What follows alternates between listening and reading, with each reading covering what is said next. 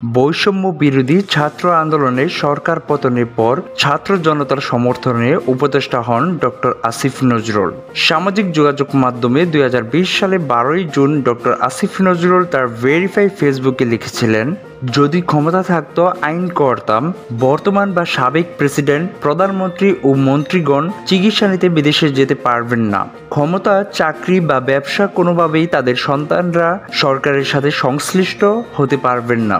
সপ্তাহে অন্তত একদিন তাদের গণপরিবহন চড়তে হবে। রাস্তায় চলাকালে তারা অন্য একটি যানবাহনও থামিয়ে রাখতে পারবেন না। বিদেশ গমনের ক্ষেত্রে তারা অতি জরুরি ছাড়া কোনো সফর সঙ্গী নিতে পারবেন না। এ বিষয়ে সংসদকে জানাতে হবে।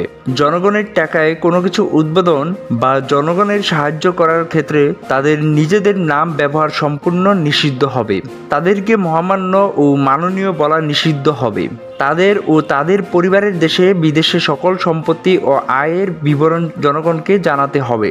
দুদকের একটি সম্পূর্ণ স্বাধীন ইউনিট শুধুমাত্র তাদের বিষয়ে নজর রাখবে। অন্যান্য ক্ষেত্রেও আরও বহু কিছু করতাম। যারা লুটেরা, চোর আর সন্ত্রাসী, তাদের জীবন নরক বানিয়ে ছাড়তাম।